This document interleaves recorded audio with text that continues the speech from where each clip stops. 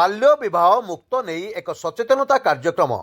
अनुगुल जिला कणिया block Rengali project स्थित Odisha club रे अनुष्ठित हो जाइछि।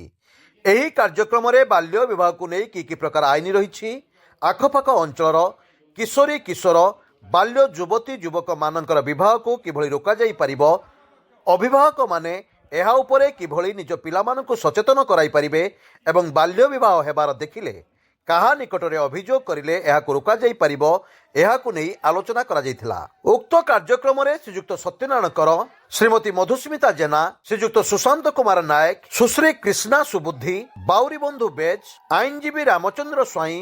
आईनजीवी परमा विलास, धनेश्वर महांती प्रमुख जोगदे सचेतनता कराइथिले। उक्त कार्यक्रम रे रेंगाली, कुळुमा, वज्रकोट आदि पंचायत 200 रु अधिक पंचायतवासी, अंगनवाड़ी कर्मी, आशा कर्मी, अंगनवाड़ी पाचिका उपस्थित रही एही अंचल को बाल्य विवाह मुक्त करने को शपथ नेबा सहित अंचलवासी को एने शपथ नेबा सहित अंचलवासी को नहीं एक पदयात्रार आयोजन करा जायथिला।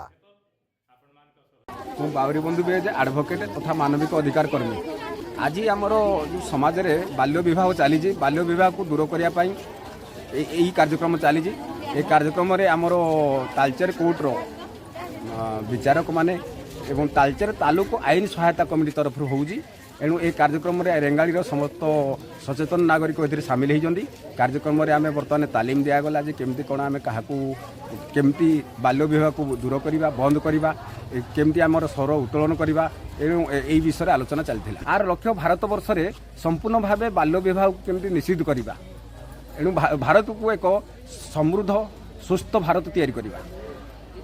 ताको बुझे बाबा रे छुआ आइची बर्तन 15 वर्ष और 3 वर्षर मैटर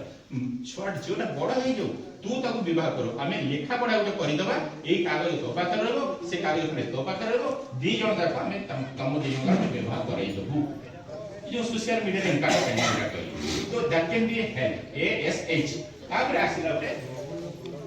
ए एक्शन ताको वेल एजुकेटेड बनेबे जीवन निजे गोडरे निजे छिड़ा आबा पे ताको सिखेबे एटा आपण माने ही मेन करी कर परिबे। तो आ मो एति कहि जे